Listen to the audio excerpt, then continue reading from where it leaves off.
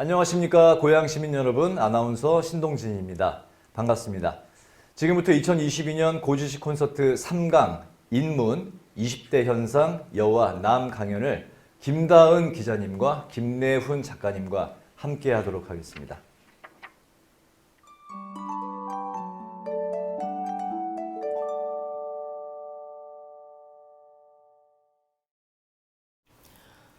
네, 안녕하세요. 저는 20대 여자라고 하는 책을 함께 쓴 시사인의 김다은 기자라고 합니다.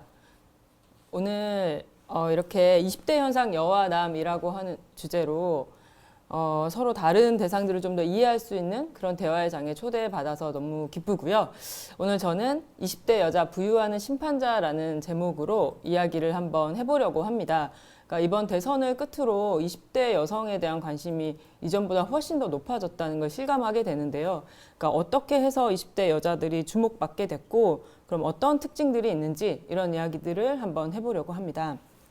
그리고 제 옆에 함께 계시는 김내훈 작가님은 이른바 2030의 분노라는 것이라고 하는 제목으로 이제 강의를 해주실 텐데요.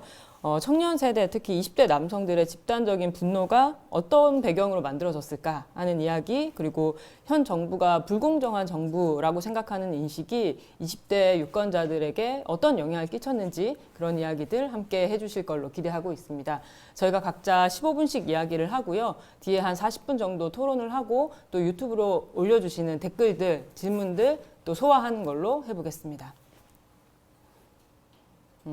네, 제가 바로 그러면 이야기를 한번 이어가 보도록 하겠습니다.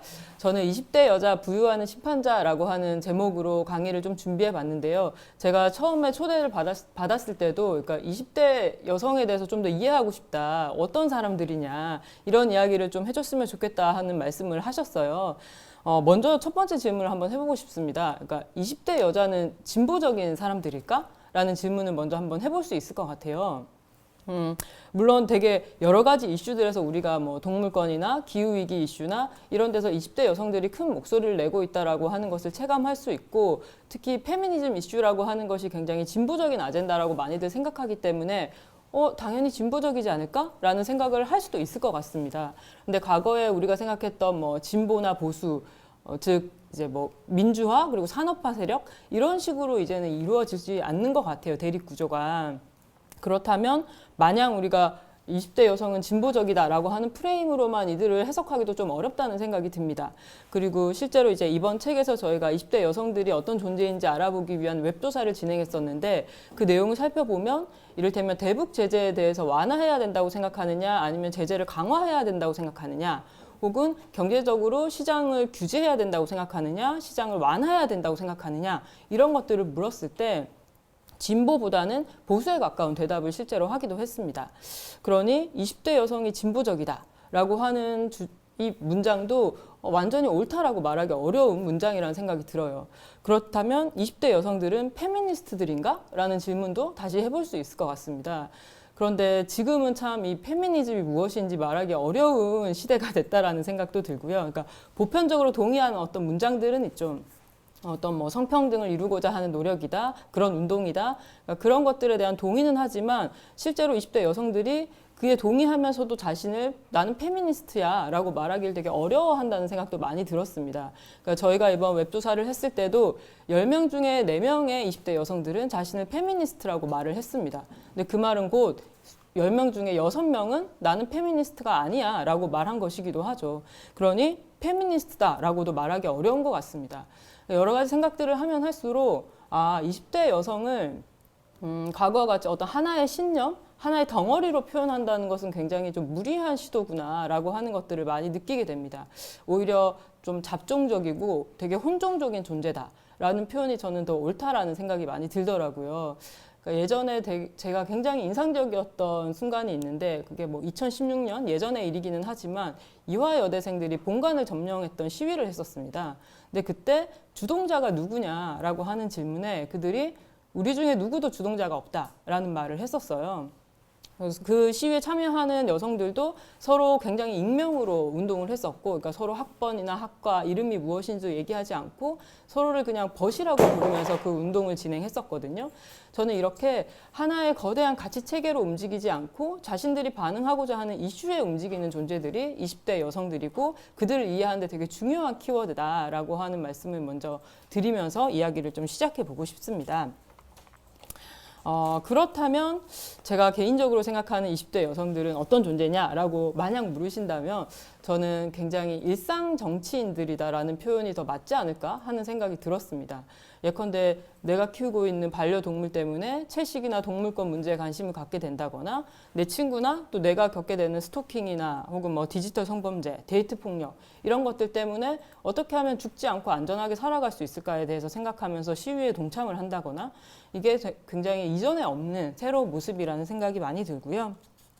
이 이야기를 좀 기반으로 해서 뒤에도 조금 더 풀어보도록 할게요.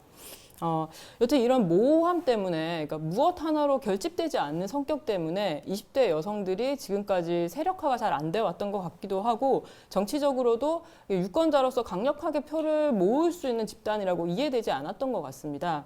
그렇기 때문에 굉장히 이들의 의견이 어떤 특정한 정치인 혹은 정치적으로도 대변되지 않으면서 점점 더 비가시화됐다라는 생각도 듭니다. 그 흔적을 좀 찾아볼까요?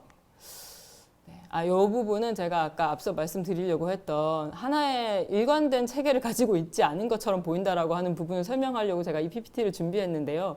여기 보시면 성장보다 복지를 중요하게 생각한다거나 또 환경보호 정책을 중요하게 생각한다거나 차별금지법에 찬성한다거나 하는 모습들을 보입니다. 그러니까 속칭 진보적인 성격을 분명 보여주고는 있죠.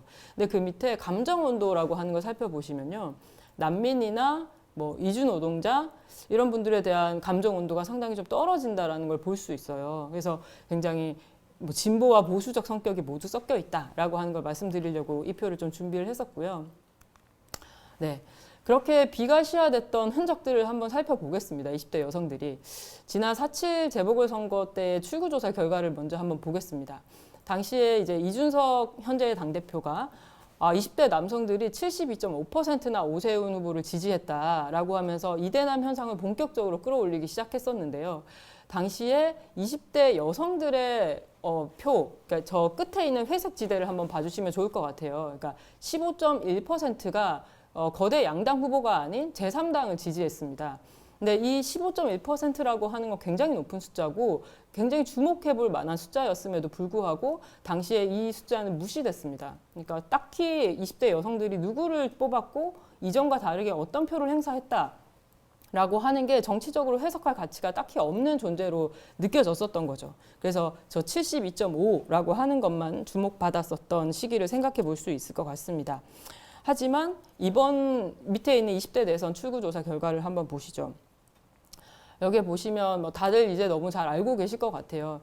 20대 여성들이 58%나 되는 압도적인 지지를 이재명 후보에게 보여줬고 이게 특히 거의 막바지에 결정이 됐었죠. 그러니까 흩어져 있던 부동층으로 있었던 여성 표심이 어디로 갈지 아무도 알 수 없다라고 하는 과정에서 다들 이제 분석하기로는 사전 투표 때까지도 20대 여성들이 자신들이 누구를 찍을지 고민하고 있다가 마지막 순간에 결정했다고 하는데 이게 58%나 되면서 실제로 0.73밖에 되지 않는 두 후보의 격차를 이렇게 좁히는데 20대 여성들이 역할을 했다고 분석을 합니다. 그렇게 되면서 4월 달과 다르게 이제는 비로소 20대 여성들이 유권자로서 굉장히 중요한 가치가 있는 그룹이구나라고 하는 존재감을 좀 확인하게 되기도 했고요. 그리고 이후에는 어떻게 될까라고 얘기를 할 때 저는 이준석식의 성별 갈라치기가 어찌됐건 소강 상태에 이르게 했다라고는 생각을 하거든요. 그런 의미에서도 굉장히 좀 의미 있는 이번에 표였다라는 생각을 하게 됩니다. 이렇게 20대 여성들이 좀 비로소 관심을 받기 시작하면서 많은 사람들이 이대남 현상을 주목한 내용은 많은데 이대녀는 대체 누구냐 그러면 이런 이야기들을 다시 하게 된 것 같아요. 그러면서 이제 이렇게 저희 책을 바탕으로 해서 이대녀에 대해서 좀 이야기를 해달라 하는 자리가 좀 많이 저도 요청을 받고 있는 중인데요. 그래서 제가 아마 또 이 자리에 나오게 된 거 아닌가 싶습니다. 사실 제가 이제 그 20대 여자라고 하는 책은 저희가 그 책을 쓰게 된 것도 저 4.7 재보궐 결과를 본 이후였어요.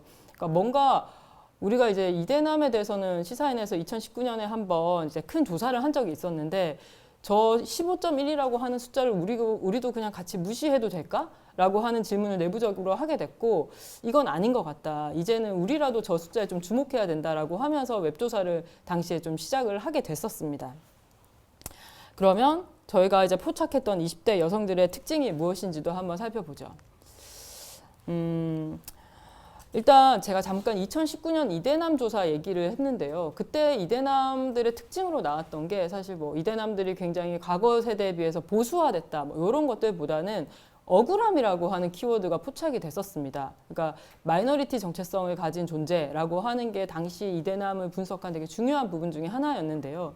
그러니까 이를테면 여성이나 페미니즘, 그러니까 소수자 정치 때문에 우리들이 핍박받고 있다, 우리가 소수자가 되고 있다라고 하는 감각이 굉장히 강하게 나왔습니다. 하지만 여성들은 조금 다른 부분을 보였어요. 그러니까 우리가 사회적으로 약자인 것은 맞다. 약자인 것은 아니다. 그러니까 우리들이 선택하고 있는 것들, 우리가 능력이 없다고 나는 생각하지 않는다라고 하는 대답이 굉장히 높았는데 그럼에도 불구하고 구조적인 차별을 받고 있다라고 하는 부분이 강력하게 나왔습니다. 그래서 저희가 이제 그때 워딩을 뽑기로는 20대 여성들은 약자는 아니지만 차별받고 있다고 생각한다라고 하는 말을 했었어요. 그러니까 사실 20대 남성들이 말씀드린 것처럼 약간 소수자 정치 때문에 우리는 차별받고 있다라고 말을 한다면 여성들은 우리는 구조적인 이유 때문에 차별받고 있다라고 하는 부분에서 훨씬 강력하게 말을 했었습니다. 그런데 저는 이번 대선을 좀 치르면서 약자는 아니지만 차별받고 있다라고 하는 문장을 조금 바꿀 필요가 있다라는 생각도 들었습니다. 그러니까 약자는 아니지만 혐오의 대상이 되고 있다. 라고 하는 것이 저는 이 대선을 이끌어가는 올해의 여성들에게 굉장히 중요한 키워드였다는 생각이 듭니다. 그러니까 혐오, 여성에 대한 혐오, 백래시 이런 것은 이전에도 있었지만 사실 지난 4월 저 재보궐선거를 보면서 많은 사람들이 이대남 현상에 주목했고 그 이후에 5월 달에 많이 또 기억하실 거예요. 이렇게 GS25의 캠핑 가자 포스터 논란, 이렇게 집게 모양 손가락을 하고 있는 것을 두고 말하자면 이제 막 색출 작전이 일어났죠. 이대남 커뮤니티 중심으로. 그리고 나서 근데 이분들이 되게 효능감을 느낄 만한 결과들도 많았습니다. 실제로 많은 공공기관이 그런 의도가 충분히 아니었음을 우리가 짐작할 수 있음에도 불구하고 많은 그 인터넷 커뮤니티 중심의 이대남들의 요청에 사과를 하는, 우리가 이런 표현을 써서 미안하다라는 것을 사과하는 일들이 많이 있었죠. 지금 제가 화면에 잠깐 띄워놓은 내용을 보시면 이를테면 카카오에서 허버허버라는 표현을 쓴 이모티콘을 사과를 하면서 없앤다든지 밑에 있는 캠핑 가자도 포스터를 새로 바꾸기도 했었습니다. 그러면서 사과를 하고 저 디자인을 만든 분이 약간 징계를 받기도 했었고 그 외에도 뭐 스타벅스, 다이소, BBQ, 뭐 전쟁 기념관, 포항시, 그러니까 공공시조차도 이 일에 대해서 사과를 했었습니다. 그리고 나서 5월 달에 이 논란이 크게 있었고 그 다음에 6월 달에 이준석 당대표가 선출이 됩니다. 그러니까 비로소 이제는 정말 이대남 현상이라고 하는 것이 그 이전보다 훨씬 더 강력한 주목을 받으면서 정치적으로 효능감을 느낄 수 있는 그런 기반들이 막 다져졌던 겁니다. 이런 성별 갈라치기의 흐름 안에서 저는 이제 많은 여성들이 혐오 때문에 실제로 우리들이 정말 위협을 당하고 있다. 그러니까 이때 위협이라고 하는 건 그냥 언어 폭력을 당해서 조금 무섭다가 아니라 실제로 누군가가 메갈 혹은 페미니스트라는 이유만으로 죽기도 한다라는 걸 되게 실감했던 시기이기도 하다고 생각합니다.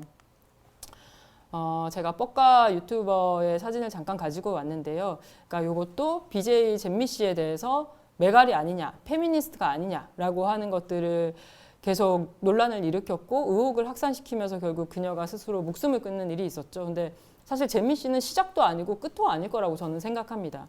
그러니까 지금 온라인상에서 일어나고 있는 여성에 대한 혐오가 실제로 많은 여성들을 좀 죽이고 있고 제가 이 주제와 관련해서 좀 인터뷰를 진행했었는데 그때도 남성 커뮤니티를 좀 많이 다니시는 여성분들 말이 그러니까 여성을 자살시키기 놀이 같은 게 마치 있는 것처럼 느껴진다라고 할 정도로 이렇게 여성들의 위협, 안전을 위협하면서 또 남성들이 효능감을 느끼는 좀 그런 안타까운 현상들도 좀 벌어지기도 했었습니다. 네.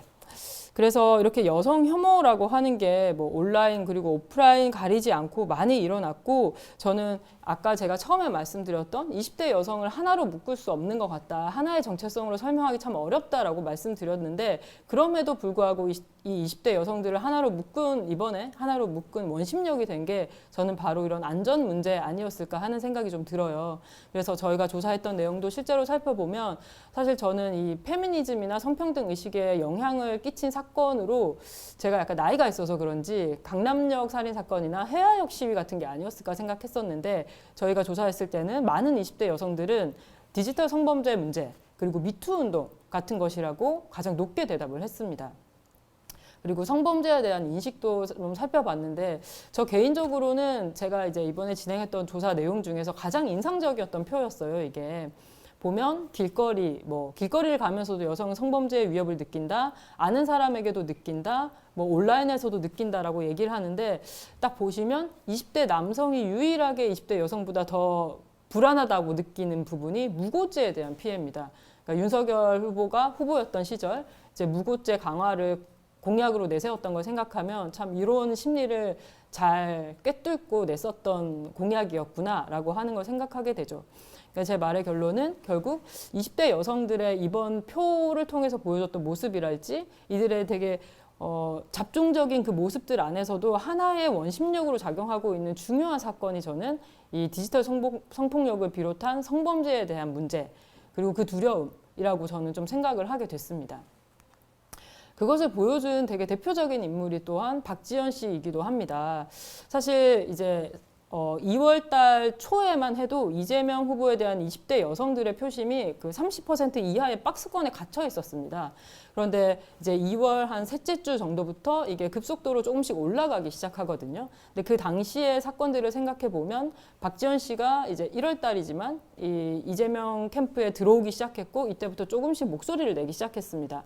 그리고 왼쪽 상단에 보시면 저게 마지막 토론 때 모습이었던 것 같은데, 이제 윤석열 후보가 개인 구조적 성차별 문제는 없다라고 하는 것들을 계속해서 언급하기 시작하고, 이재명 후보는 밑에 하단에 보시면 처음에 광기의 페미니즘은 뭐 필요 없다, 약간 이런 이야기를 쓴 홍카단의 글을, DC 인사이드에 올라온 홍카단의 글을 이제 다시 공유하면서 처음엔 되게 비판을 받다가 이후에 박지원 씨의 지지들을 받으면서 너무 고맙다, 그리고 자신을 지지한다는 이유만으로 어떤 여성들이 정말 신변의 위협을 받는구나 라고 하는 것에 공감한다, 이런 말들을 했습니다.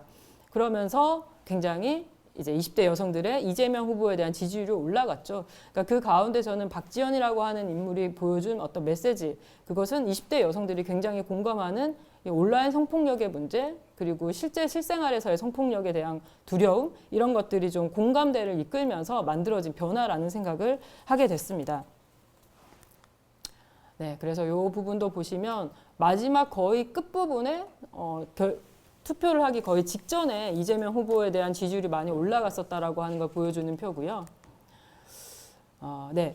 근데 다만 물론 이제 마무리를 제가 지으려고 하는데, 앞으로도 그러면 계속 이런 젠더 정치 혹은 젠더 투표가 일어날 것인가? 라고 하는 질문들을 저한테도 많이들 하시더라고요. 그러니까 앞으로도 그럼 20대 여성들이 이번 투표에서 보여준 것처럼 계속해서 결집된 성격으로 투표를 행사하면서 세력화를 할까요? 라는 질문들을 많이 하셨습니다.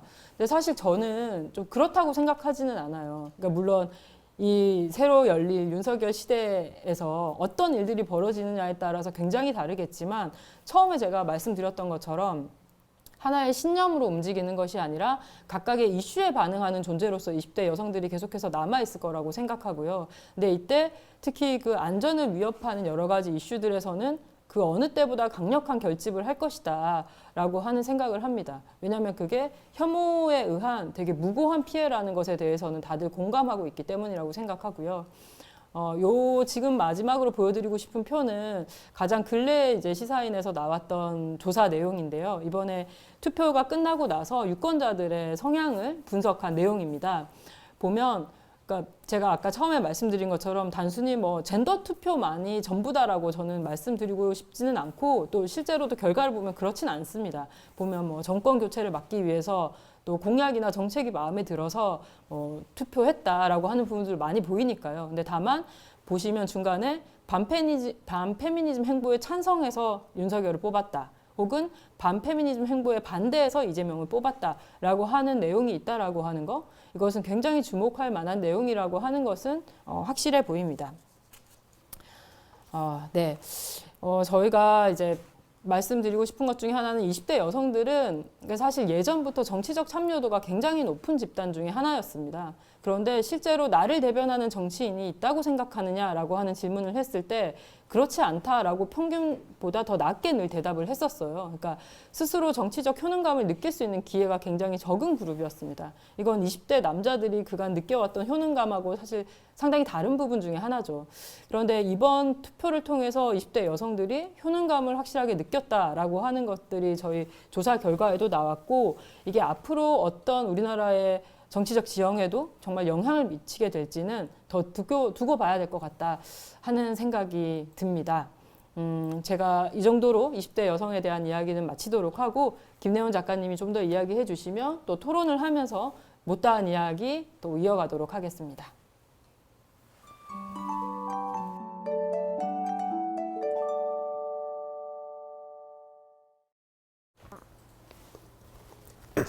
네, 안녕하세요. 저는 급진의 20대라는 책을 올해 쓴 김내훈이라고 합니다. 그리고 얼마 전에 엔젤라 네이글이라는 사람의 인싸를 죽여라 라는 책을 번역을 하기도 했고요. 작년에는 프로보커터라는 책을 내기도 했습니다.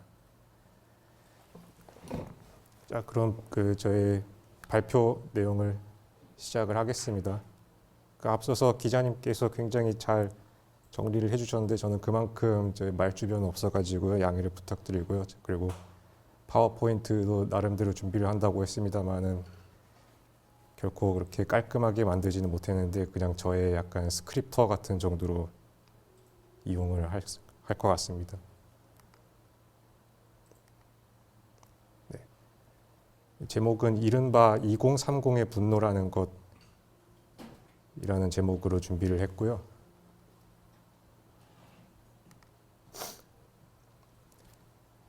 예, 저 대선 직전까지 이른바 2030 20대 MZ세대의 분노라는 것이 계속해서 회자되고 있습니다. 지금까지도 회자가 되고 있고요. 뉴스를 틀면은 뉴스 패널들이 항상 매일같이 2030의 분노를 이야기하면서 정부가 청년들을 대변하지 않는다느니 정부가 불공정해서 청년들이 분노를 한다는 이런 얘기를 항상 해왔는데요.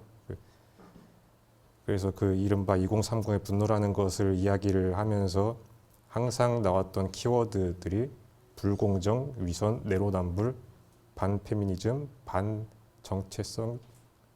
반정치적 올바름, 즉 반PC 이런 것들이 거론되어 왔습니다. 저는 이러한 키워드들이 정치권과 언론 등 엘리트 계층이 하달식으로 만들어낸 이름에 불과하다는 것을 말씀드리려고 합니다. 항상 회자되고 있는 지금까지도 회자되고 있는 2030의 분노라는 것처럼 어떤 하나의 집단적인 불만이 문제시될 때 그 불만의 성격이 무엇인지를 좀 알아봐야 합니다. 제가 보기에 집단적 불만이란 크게 4가지로 나뉜다고 생각을 합니다. 이게 어디 교과서에 나온 얘기는 아니고요. 그냥 저의 생각인데 어쨌든 집단적인 분노를 얘기할 때는 좀 그 성격을 알아봐야 하는데 그것이 제 사회적 불만, 경제적 불만, 정치적 불만, 문화적 불만 이렇게 나눠봐야 한다고 생각합니다. 그러니까 사회적 불만은 사회 구조 자체에 대한 불만입니다. 그러니까 높아지는 고용 문턱, 계층 장벽, 불평등에 대한 불만이고요. 경제적 불만은 일단 화폐에 관련한 불만이라고 써놓긴 했습니다만 보통 사람들이 경제에 관련해서 이러한 불만을 갖고 있다라고 이야기를 하면은 그중 대부분은 사실은 경제에 직접 관련한 불만이라기보다는 사회적 불만이라고 함이 정확하다고 생각을 합니다. 그리고 정치적 불만이 있는데 이것은 자신의 요구 불만을 관철할 경로가 보이지 않을 때, 그리고 기성 정치인들이 내 이야기를 들어줄 의지가 없는 것처럼 보일 때 생기는 불만인데요. 이게 이제 정치적 불만은 따로 독립적으로 생기는 게 아니고 앞서서 이를테면 사회적 불만이 있는데 이것을 자신이 갖고 있는 사회적 불만을 관철할 경로가 생기지 않을 때 부수적으로 붙는 게 정치적 불만이라고 할 수 있겠고요. 문화적 불만은 이건 좀 독특할 수가 있는데 이게 이제 반페미니즘이나 반 PC에 결부된 불만이라고 보고 있습니다. 이거는 내가 추구하고 있는 삶의 방식이 남들에게 인정받지 못하고 무시될 때, 이 부분은 사실은 이제 소수 민족이라든가 사회적 약자 계층이 갖고 있을 법한 불만인데 지금은 오히려 강자 혹은 특히 청년 남성들이 이런 문화적 불만이라는 걸 갖고 있습니다. 이게 남에게 간섭받고 침해당한다고, 자신이 추구하는 삶의 방식이 간섭받고 침해당한다고 느낄 때 생기는 불만인데, 이게 젊은 남성들이 이를테면은 페미니즘이라든가 정치적 올바름 때문에 자기가 즐기고 있는 게임에서 여성 서사가 없다는 불만이 페미니즘 비평계에서 제기될 때 이에 대한 반발심이 이제 문화적 불만과 결부되어 있다고 할 수 있겠고요. 혹은 드라마 등에서 인종 재현이라든가 소수자 재현 이런 데 있어서 여러 가지 비평계에서 문제가 제기될 때 그에 대한 어떤 반발심을 문화적 불만이라고 할 수 있겠습니다. 그래서 이 사회적 불만에서 문화적 불만까지를 좀 조명을 해봤는데, 그 과정에서 지금 지난 10년 가까이 동안 이 청년들 2030의 불만을 말하는데 키워드의 변천사를 한번 살펴보겠습니다. 그래서 제가 헬조선에서 불공정까지라고 부제를 지었는데요. 2014년 전후로 본격적으로 헬조선이라는 말이 유행을 한 적이 있습니다. 그래서 한국 청년들의 사회적 불만, 한국 사회 구조를 향한 분노가 고밀도로 집약된 단어라고 하겠고요. 그래서 헬조선이라는 말을 경유로 해서 사회적 불만이 계속해서 누적되던 가운데 2016년 말에 박근혜 게이트, 최순실 게이트가 터집니다. 그래서 그 당시에 좁은 취업문, 치열하고 끝없는 경쟁 등 내가 겪고 있는 사회적 문제가 박근혜 개인의 무능과 최순실 등 국정농단 세력의 불공정한 정치 탓이었다는 깨달음을 얻게 되었습니다. 이 깨달음에 제가 따옴표를 쳐놨는데요. 그래서 이게 정권이 교체되면 이 사회적 불만, 사회 문제가 해결되리라는 믿음으로 이어졌고요. 그렇게 헬조선으로 표현되던 사회적 불만이 박근혜 퇴진이라는 요구라는 새로운 이름을 얻게 되었고, 박근혜 퇴진은 당장 실현이 가능한 약속이 되어서 수많은 청년을 촛불 시위에 동원하는 이름이 되었습니다. 사실 사회적 불만이 해소되기 위해서는 사회 구조 자체에 큰 변혁이 일어나야 되는데, 정권 퇴진과 정권 교체는 사회 변혁이 아니라 정치 변혁이었기 때문에 사회적 불만은 해소되지 않은 채 남아 있었습니다. 이게 이제 문재인 정권 2년 차까지 적폐청산이라는 기호가 사회적 불만을 묶어두는 이름으로 기능했지만, 이 적폐청산 헤게모니는 20대에서부터 깨지기 시작했고요. 다시 적폐청산으로 묶여 있었던 사회적 불만은 이름 없는 상태로 표류를 했습니다. 그러다가 2019년, 2020년 표류하고 있었던 사회적 불만들의 불공정, 위선, 내로남불에 대한 원한, 그리고 남자의 경우에는 반페미니즘이라는 새로운 이름이 붙여졌습니다. 사실 최근 이전까지만 해도, 특히 박근혜 정권 때만 해도 노력 여하를 평가잣대로 삼는 자기개발의 논리는 조롱거리에 머물렀습니다. 그런데 최순실 사건이 터지면서 최순실 정윤회의 딸 정유라가 한국 사회 모든 불공정의 화신으로 그 제시가 되었습니다. 그래서 다음에 그 인용구는 그 정유라의 이화여대에서의 그런 불공정함이 문제가 되었을 때 달렸던 댓글이나 혹은 어디서 쓰여졌던 글인데, 그 어디에선가 말을 타고 있을 너에게 우리가 중앙도서관에서 밤을 샐 때 너는 어디서 뭘 했을까? 네 덕분에 그동안의 내 노력들이 얼마나 빛나는 것인지 실감이 난다. 그러니까 정유라가 이제 불공정의 화신이 됨으로써 다시 노력이라는 게 이제 중요한 가치로 떠오르기 시작했습니다. 그러니까 노력을 해도 보상이 따르지 않는 사회라는 점에서 노력을 강조하는 자기개발 논리는 굉장히 그 멸시를 받아왔었는데, 갑자기 그게 다시 이 노력을 해도 보상이 따르지 않는 사회 문제가 정유라 및 국정농단 세력으로 의인화됐습니다. 그래서 정권 교체가 되면은 그 문제가 해결되리라고 믿었지만 정권 교체 뒤에도 개전의 여지가 보이지 않자 노력을 해도 보상이 따르지 않는 사회 문제는 다시 문재인 정권 고유의 문제로 환원이 되어버렸습니다. 말씀드렸다시피 이제 정권 교체 뒤에도 사회적 불만은 해소되지 않은 상태에서 여러 가지 불평등을 해소하고자 실행된 여러 가지 온건한 자유주의적 조처들, 정책들은 반발을 낳고 사회적 불만을 다시 자극했습니다. 그 온건 자유주의적 조처들이란 뭐 이를테면은 고용 할당제 뭐 이런 게 있을 것이고요. 아니면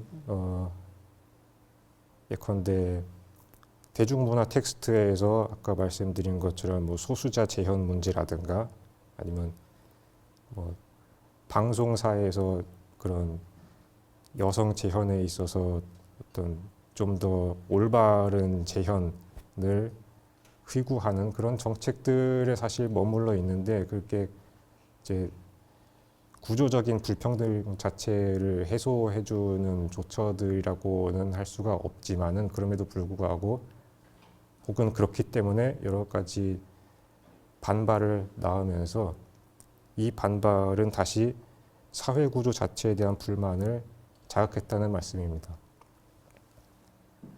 그러다가 조국 전 장관 검증 과정에서 붙은 시비, 이른바 조국 사태 관련한 정치권, 언론, 그리고 이 소수 좌파 세력의 공격이 굉장히 거셌습니다.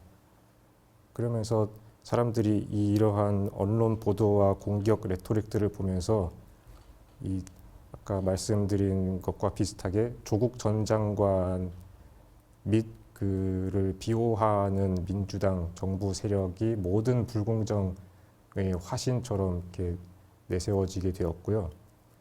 그 과정에서 공정이라는 말이 무기화가 되었습니다. 그러니까 정부 및 여당의 자가당착을 공격하기 위한 레토릭으로 보수 세력이 문재인 대통령의 취임사에서 공정이라는 말을 무기화를 한 것인데, 그러니까 무기화라는 말이 뭐냐면은 그러니까 공정이라는 말 자체가 말해주는 그 내용은 별로 없는데, 일단 너는 불공정하다, 이러한 이제 공격만 할 수 있는 그런 비어 있는 단어로 이제 활용을 한다는 이야기입니다. 그래서 정치권과 언론은 줄곧 2030의 분노와 공정을 결부시켜서 청년들의 사회적 불만에 불공정에 대한 분노라는 이름을 부여했습니다.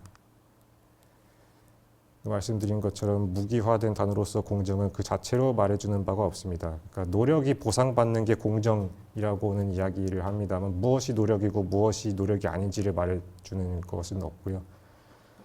공정한 사회를 위해 무엇을 요구해야 하는지에 대한 논의는 없이 불공정하다는 공격만 남습니다. 근데 이 노력 여하를 입증할 수 없는, 그러니까 시험 점수라든가 공채 등으로 그렇게 할 수 없었던 사람들에게 사회가 응분의 가혹한 처벌과 차별을 가해야 한다는 요구를 그냥 포장하는 텅 빈 표현에 불과하다는 것입니다. 그리고 이러한 노력과 능력을 입증하지 못한 사람들이 사회로부터 처벌받는 것이 지금까지 노력을 해왔던 자신들에게 응당 주어져야 하는 정당한 보상이라고 생각을 하게 되었습니다. 그러면 20대 남성의 반페미니즘 경향은 어떻게 생각을 할 수 있겠냐면은, 제가 생각하기에 2014년 전후로 일어난 페미니즘 제4차 물결에 대한 반발심이 꾸준히 누적되던 가운데 문재인 정권 그리고 민주당의 구조적 성차별 완화를 위한 조처와 정책을 급진 페미니즘적인 것으로 받아들였습니다. 그리고 페미니즘에 대한 반감은 정부 여당에 대한 반감으로 이어졌습니다. 그리고 페미니즘과 관련한 불공정한 사례들, 이것 이제 사이버 레카 등에 의해서 다수 날조되거나 침소봉대된 것들이 대부분인데, 이거를 웹상에서 지속적으로 접하면서 계속해서 페미니즘에 대한 반발을 스스로 증폭시켰고요. 그러다가 페미니즘은 정부 여당, 그리고 페미니즘은 진보, 즉 이것이 불공정이고 위선이라는 공식이 각인되었고요.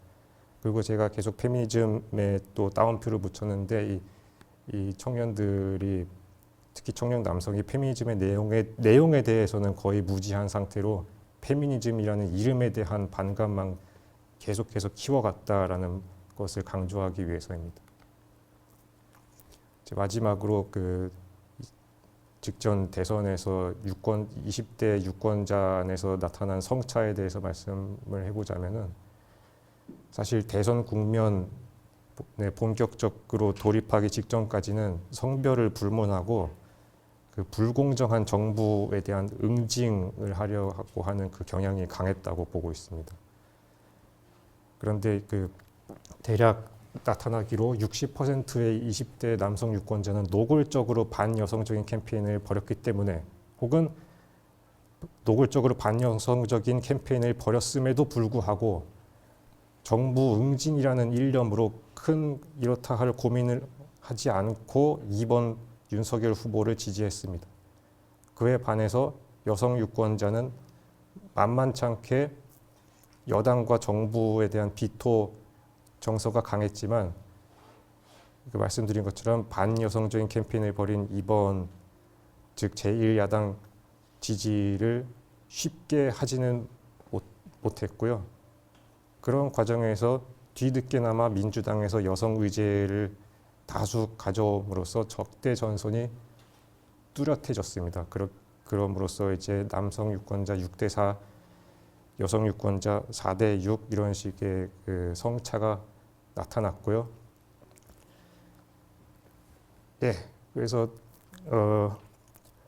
정권 교체 헤게모니가 지금 청년들 유권자들의 사회적 불만을 잡아주는 기표로 지금 대선 직전까지 기능을 했습니다만, 정권 교체 헤게모니는 정권 교체가 됨으로써 이미 깨져버렸습니다. 그러니까 윤석열 후보를 지지했던 청년 남성들 사이에서도 벌써부터 이제 심적인 동요가 일어나기 시작했습니다. 사회적 불만 해소할 법한 그런 움직임을 인수위에서 전혀 이루어지지 않고 오히려 본인의 위태로운 상황을 더 가속화시키는 정책들만 계속해서 가져오는 듯한 움직임을 보이기 때문에 금방 지지를 철회할 것으로 보이고요. 그렇기 때문에 이제 앞으로 차기 정부와 여당은 이 부분을 직시하지 못하면 앞으로도 계속 당혹스러워할 것으로 예상하고 있습니다. 저희 발표는 여기까지 하겠습니다. 감사합니다. 네, 작가님 수고하셨습니다. 네. 힘든 시간이셨죠? 네, 힘드네요. 물도 좀 드시고. 네. 마지막에 앞으로 차기 정부에 대해서 20대 남성들이 지지를 철회할 수 있다라고 하는 굉장히 예언자적인 말씀을 해주셔가지고 깜짝 놀랐습니다. 그 얘기를 뒤에 꼭 한번 물어보는 걸로 하고. 근데 사실 어찌됐건 약간 초반에 저희 둘이 조금 더 이야기를 해보자면, 시작을 좀 해보자면, 이번에 이제 고지식 콘서트 큰 주제가 대화더라고요. 근데 그 안에서 20대 남성과 20대 여성이 서로 대화가 너무 안 된다고 생각했던 게 아닌가. 그래서 이번 이 주제가 나온 게 아닌가 생각했는데, 네. 어떻게 생각하십니까? 좀 서로 각각 떨어진 저마다의 세계에 살고 있다고 스스로 혹시 생각하세요? 뭐 그렇다고 저는 보고 있고요. 아, 네네. 뭐 안 그런 사람들도 있긴 한데 뭐 애인이 있으면은 뭐 서로 뭐 이성애자 애인이 있으면은 서로 대화를 많이 했겠습니다만은 모르겠습니다. 그 안 그런 사람들은 이제 인터넷을 통해서만 결국에는 다른 상대 성별에 대한 그 이상한 전설들만 전해 듣고 그런 것들을 또 전설. 예. 그 그런 이상한 부분들. 전설 뭔지 좀 궁금합니다. 글쎄요, 뭐 그 그냥 제 친구 중에 이를테면은 뭐 여자들이랑 대화를 많이 못한 친구들도 뭐 있긴 한데 그런 애들의 이야기를 들어보면은 다 황당한 이야기 하더라고요. 뭐 여자들은 이렇지 않아? 이런 질문을 천연덕스럽게 하곤 했는데 근데 뭐 제가 뭐 여자들을 그렇다고 잘 아는 건 아닙니다만은 듣다 보면은 거의 화가 날 정도로 황당한 얘기들도 많고 뭐 그랬었죠. 네. 그 사실 저도 어디서부터 어떻게 시작해야 될지 요새는 잘 모르겠다는 생각도 좀 많이 듭니다. 그래서 아마 20대 남성과 20대 여성이 말씀하신 것처럼 뭐 모두가 다 다른 세상을 살고 있는 건 아니지만 되게 크게 어찌됐건 겉으로 보이기에는 굉장히 좀 다른 세상을 살고 있고 다른 가치관을 갖고 있는 것처럼 좀 보이기는 하는데 그 역할엔 좀 언론의 역할도 있을 수 있다는 생각도 좀 들어요. 그러니까 20대들을 바라보는 좀 잘못된 프레임들도 있다는 생각도 드는데 혹시 가장 왜곡된 프레임이 있다고 생각하시는 게 있으세요? 언론이 제시한 왜곡된 프레임. 네. 글쎄요, 저는 좀 조심스럽긴 한데 그 사실 젠더 갈등이라는 거를 강조하는 그 프레임 자체도 약간의 불만은 좀 있어요.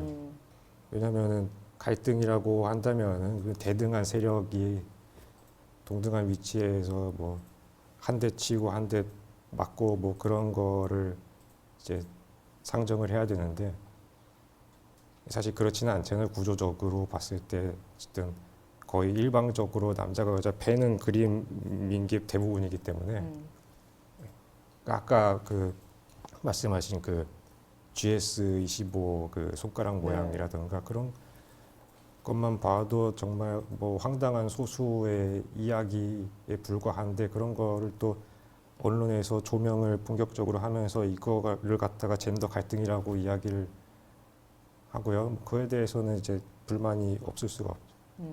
아니 근데 왜 말씀하신 것처럼 사실 이 두 세력의 힘이 너무 다르다. 사실 그게 되게 당연하다 이렇게 약간 전제하고 말씀해 주셨는데 죄송합니다. 근데 왜 남성들은 아까 발표하실 때도 얘기하셨지만 문화적 불만이라고 하신 왜 그런 느낌을 계속 받고 있는 걸까요? 아 억울하다. 나는 인정받지 못하고 있다. 나의 자유를 억압하고 있다. 그런 생각은 그럼 왜 하고 있는지 좀 궁금한데요. 저 잘 모르겠어요, 사실. 아, 그냥 그렇군요. 사실 얘기를 들어보건데 아니면 뭐 인터넷에서 하는 얘기를 보건데 그냥 이전까지는 내가 하고 싶은 말 그냥 잔뜩 할 수 있고 뭐 텔레비에서도 예능에서 뭐 웃자고 하는 농담 뭐 이런 거로 여성 혐오적인 발언 막 하고 웃고 넘어갔었던 그 과거랑 지금이랑 비교해서 좀 굉장히 많이 경직돼 있고 뭐 그렇게 그런 착각을 하게 된 것 같아요. 그런 점에서 나의 뭐 발언권이나 표현권 침해당하고 있다 뭐 그런 식의 반발로 이어지는 것이 아닌가. 뭔 말만 해도 뭐라고 한다. 뭐 이런 느낌들을 말씀하시는 거군요. 제 생각에는 제가 준비한 질문이 너무 재미없는 것 같아가지고 제 생각에는 유튜브 저희 내용을 보시면서 굉장히 많은 분들이 막 이렇게 문자로 댓글로 계속 이렇게 질문을 좀 많이 던져주셨더라고요. 그래서 그 중에 몇 가지들 소개하고 그리고 제가 또 더 여쭙고 싶은 거 있으면 여쭙고 그렇게 한번 진행해봐도 좋을 것 같습니다. 네, 좀 재미있는 질문도 많이 던져주시면 좋겠습니다. 첫 번째 질문부터 한번 소개를 해볼게요. 페미니즘이란 무엇일까요? 사전적 정의는 알겠는데 모두가 이야기하는 페미니즘 아직도 모르겠어요. 라고 하는 질문이 들어왔네요. 아, 페미니즘 정말 어렵죠. 사실 저도 그런 생각 많이 해봅니다. 특히 이번 대선 때 굉장히 좀 인상적이었던 순간이 언제냐 이런 거 한번 다시 더듬어서 좀 생각을 해봤더니 왜인지 그 신지혜 씨가 국민의힘에 들어갔던 그 순간이 문득 생각이 좀 나더라고요. 그러니까 그녀도 페미니스트죠. 스스로 페미니스트라고 주장하고 있고 지금까지 그런 정치적 행보를 했었고 신지혜의 페미니즘이 있고 뭐 말하자면 장혜영의 페미니즘, 심상정의 페미니즘이 있고 너무 다 다르구나라고 하는 걸 새삼 좀 생각했었고요. 그리고 뭐 윤석열 후보도 건강한 페미니즘은 따로 있다. 뭐 이런 식으로 얘기했는데 건강한 페미니즘은 그럼 뭐고 비건강한 그 페미니즘은 뭘까? 뭐 이런 생각도 했습니다. 그러니까 이 질문 던져주신 질문 정말 많은 분들이 하시는 고민이라는 생각이 들어요. 근데 여튼 제가 이제 그 책 내용을 좀 기반해서 계속 대답을 하게 되는데 조사를 했었을 때는 가장 보편적으로 많은 사람들이 그래도 동의하는 것으로 나온 것은 남녀의 동등한 지위와 기회를 부여하는 운동이 페미니즘이다 라고 하는 것에 좀 동의를 했었습니다. 근데 이 단어가 저는 사회적으로 사용되면 사용될수록 그리고 되게 논쟁적으로 사용되면 될수록 단어가 되게 오염된다는 생각 많이 하거든요. 근데 그렇다고 해서 본질적으로 이게 무엇인지 우리가 부정할 수는 없다고 생각하고 아까 말씀드렸던 그 보편의 정의를 계속 향해 가야 되는 것 자체가 페미니즘이라는 단어의 정의를 같이 좀 써 나가는 그 여정인 게 아닐까 지금 좀 추상적인 말이지만 그런 생각도 동시에 좀 하게 됐었어요. 그러니까 어떤 단어가 많이 사용되고 사람들 입으로 계속 거론되고 공론화되면 될수록 저는 오염된다는 그 과정은 좀 불가피하다는 생각도 하거든요. 예컨대 뭐 혁신경제 이런 단어 있지 않습니까? 이게 여쪽에서 진보에서도 쓰고 보수에도 쓰고 하면서 이 단어가 어느 순간 되게 왜곡되고 무슨 말인지 모르는 단어가 됐는데 모두들 쓰게 되는 그런 단어가 되는 것 같아요.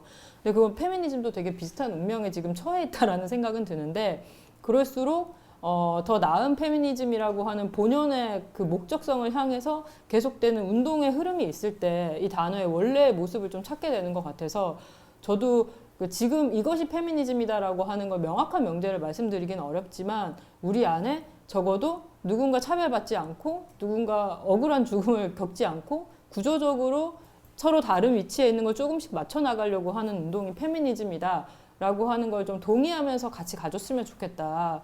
그 말씀 정도 제가 좀 드릴 수 있을 것 같아요. 너무 어벙벙한 이야기는 한데 작가님께서 좀 더 정리해 주실 수 있으시겠죠? 떠넘기기? 방금 저 뭐 단어가 뭐 오염되었다 뭐 이런 말씀을 하신 걸로 알고 있는데 제가 앞서 발표에서도 제가 그 페미니즘의 따옴표를 치면서 말씀드렸던 게 페미니즘에 대한 페미니즘의 내용에 대한 이해는 전혀 없이 페미니즘이라는 이름에 대한 반감만 지금 강하다라고 이야기를 했거든요. 그러니까 페미니즘의 가치 이런 거에 반대를 해서 페미니즘에 반대를 하는 게 아니고 저는 그 순서가 바뀌었다고 저는 보고 있어요. 페미니즘이라는 그 뭐 인상, 뭐 이름, 표상 이런 거에만 일단은 반발이 엄청 심해서 그래서 그 내용에 대한 반감으로도 이어지고 있다. 저는 그렇게 보고 있거든요. 그렇게 되기까지에는 이제 인터넷과 언론의 영향이 굉장히 컸다. 이렇게 악영향이 굉장히 컸다. 이렇게 보고 있고요. 그리고 저도 사실 좀 개인적으로 여쭙고 싶었던 게 있는데 그 대선 토론에서 그 윤석열 후보가 페미니즘이 뭐냐는 질문에 그 페미니즘 휴머니즘이다라고 대답을 했었잖아요. 저는 그게 뭐 일견 맞는 얘기라고 할 수도 있겠지만 굉장히 좀 유치한 대답이라고 저는 생각을 했거든요. 그래서 그에 대해서 이제 그때 심상정 후보가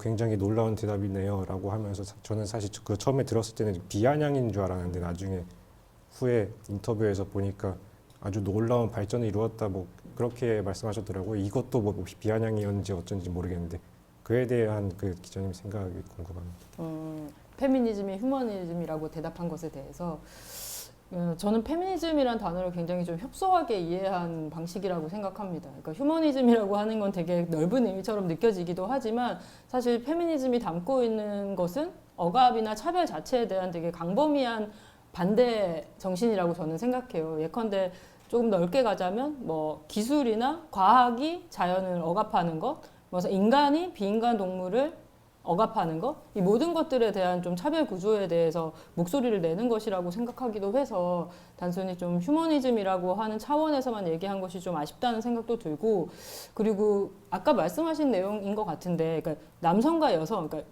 그냥 인간이라고 정하는 종 안에서 근데 분명히 서로 다른 힘의 차이를 가지고 있는 두 존재를 묶어놓고, 그러니까 그 둘 사이의 격차에 대해서 이야기하고 이것을 명확하게 바라보자고 하는 운동을 두고 그냥 인간 모두 함께 행복하게 살아봅시다라고 말을 하는 것은 사실 굉장히 예민한 문제를 그냥 오히려 그 예민성을 되게 흐트러뜨려 버리고 끝내버리는 그런 접근이라는 생각도 좀 들거든요. 그래서 앞으로도 이 페미니즘이라고 하는 게 굉장히 논쟁적인 계속 되게 중요한 핵심이 될 텐데 이 문제에 대해서 그저 좋은 게 좋은 거지 라고 하는 식으로만 접근하는 것은 이 안에 실제적으로 존재하는 차별을 보지 않겠다는 목소리로도 좀 느껴지기도 해서 저는 좀 아쉽다고 생각했던 대목이기는 했어요. 하실 말씀이 더 있으실 것 같아요. 그것도 또 이제 뒷부분 질문 계속 하는 건데 그 심상정 후보의 호평은 대체 무엇이었을까 갑자기 그게 또 궁금해가지고 그것보다도 네. 못할 거라고 생각했던 거 아닐까요? 윤석열 후보에 대한 인간적 기대가 굉장히 낮지 않았나 하는 생각도 좀 듭니다. 그러니까 최대한 좋게 해석을 해준 거 아닐까 싶어요. 왜냐면 그 기억나실 텐데 거의 3월 8일인가 그때 여성의 날쯤에 워싱턴 포스트에서 이제 윤석열 후보가 인터뷰를 하면서 그때도 약간 휴머니즘 얘기를 하면서 나는 페미니스트다 이런 식으로 얘기를 했었는데 그러고 나서 그거를 이제 제목으로 뽑았던 기사에 대해서 국민의힘 본부에서 캠프 쪽에서 그 제목 당장 내려달라고 뭔가 오해가 있는 것 같다 이런 식으로 해서 그 단어조차도 뭐 휴머니즘, 뭐 휴머니스트 그 안에 페미니스트를 말하는 것 자체도 그 캠프 안에서는 거의 질색할 정도로 그걸 싫어했었잖아요. 그러니까 어찌됐건 그걸 입 밖에 냈다라고 하는 것 자체에 대해서 심 의원님이 좀 긍정적 평가를 했다고 보는데 사실 기대가 낮았기 때문에 했던 말이라고도 생각 들었어요. 작가님은 어떻게 보셨어요? 도무지 이해할 수 없었던 이유를 설명해 주십시오. 아니 글쎄요 뭐 저는 어쨌든 가치를 지향하는 정치인으로서는 그 기준을 상대하는 사람에 따라서 기준을 뭐 왔다 갔다 하면 안 된다고 저는 기본적으로 보고 있기 때문에 좀 더 단호하게 나왔으면 좋았지 않았을까 하는 아쉬움은 있습니다. 네. 그러니까 참 이번 대선 때 페미니즘이라는 단어가 그 어느 때보다 많이 나왔던 것 같다는 생각도 좀 들어요. 근데 아쉬운 것은 이전에 문재인 대통령이 이제 딱 대선 치렀던 그 시절에는 유승민 후보도 제 기억에는 나는 페미니스트다, 혹은 페미니즘 되게 중요하다 이런 말을 할 정도로 그 이슈가 굉장히 중요하게 떠올랐었는데 사실 지금은 누가 페미니스트가 아닌지를 두고 초반에 굉장히 경쟁을 했을 정도의 분위기였다는 게 참 놀라운 차이다 하는 생각도 좀 하게 됩니다. 네. 그러면 얘기를 댓글도 또 올려주시면 조금 더 소개하는 걸로 하고 그 공정에 대한 이야기 한번 좀 해보고 싶은데 마침 페미니즘 이야기가 나와서요. 그러니까 말씀하셨을 때 페미니즘이라는 게 정확히 뭔지 모르면서 그것을 그저 반대하는 것 같다라는 말씀을 해주셨고 이게 앞서 공정이라는 단어가 되게 비어있는 단어다. 비어있는 기표인 것 같다라고 말씀하셨던 거랑도 좀 연관지어서 생각하게 돼요. 그래서 20대들이 지금 굉장히 이 정부가 불공정하다라고 말하고 이때 이 불공정 패러다임을 굉장히 뭐 보수적인 세력에서는 의도적으로 이용하면서 20대들을 유권자로 끌어당기고 있다. 이런 분석을 좀 해주셨는데 조금 더 구체적인 얘기들을 해주실 수 있을까요? 예컨대 어떤 부분들을 보면서 뭐 이준석 대표에 대한 생각도 좀 언뜻 떠오르고요. 불공정을 어떻게 활용하느냐에 대한 구체적인 사례요. 글쎄요, 그러니까 발표에서는 이제 제가 이를테면은 조국 전 장관 사퇴를 거론을 했고, 그리고 이제 책에서 또 이야기를 한 게 인천공항 사태, 인국공 사태, 그리고 그 이전에 그 올림픽 단일팀에 네. 관련한 그 20대 안에서의 그 유다른 반발이었거든요. 그러니까 불공정을 제가 좀 크게 이야기했던 이유가 저는 사실 그 20대에서의 성차보다는 공통점에 좀 더 주목을 하고자 했어요. 그 이른바 젠더 갈등이라고 하는 거는 이제 그 불공정에 대한 그 문제 의식의 반페미니즘의 한층이 더해진 거라고 보고 있고, 그 반페미니즘을 한 차례 하나 드러내면은 이제 남녀 공히 불공정에 대한 성토가 있을 것이다라고 이야기를 했는데, 그러니까 이제 그런 일련의 뭐 인국공 사태랑 그 올림픽 사태에 대한 반발, 그리고 조국 전 장관 그 거치면서 그 언론이 계속해서 불공정한 정부 민주당이다라는 거를 계속해서 공격을 했죠. 그거를 프레임을 해가지고, 그러면서 청년들의 뭐 박탈감 이런 것들을 항상 그 결부시켰고요. 그리고 특히 조국 전 장관의 딸 얘기를 본격적으로 하면서 뭐 의대 전문대 이야기를 하면서 뭐 표창장 이야기하고요. 그러면서 이제 사실 그런 이야기를 할 때는 이제 상류층 엘리트 계층의 그 스펙 품앗이 이런 거를 본격적으로 이야기를 해야 되는데, 그런 어떤 사회 계층의 문제, 계급 문제 이런 쪽으로 이야기하지 않고 그냥 조국 전 장관 개인의 그 천인공노할 일탈로 프레임을 해가지고 이 사람의 모든 불공정의 그 화신이다. 지금 민주당이 정권을 잡음으로써 사회 도처에 나타나는 불평등한 것들, 뭐 불공정한 것들 이런 것들 다 이 사람 때문이다라는 듯이 보도를 해가지고, 그래서 사람들이 조국 전 장관 불공정의 화신이고 이 사람을 장관에 앉힌 정부는 불공정한 정부고 이 정부를 탄생시킨 민주당은 불공정한 정당이다. 이렇게 돼버렸기 때문에, 그래서 공정을 이제 그러면서 이제 언론에서는 청년들이 가장 공정에 민감한 세대다 이런 식으로 또 이야기를 하기 시작합니다. 그러면서 청년들은 또 그걸 보면서 내가 공정에 민감하지 이렇게 또 받아들이면서 불공정한 민주당에 대한 반감이 있기 때문에 결국에는 그 제1야당을 지지를 해야 되고, 그러면 제1야당이 제시하는 공정에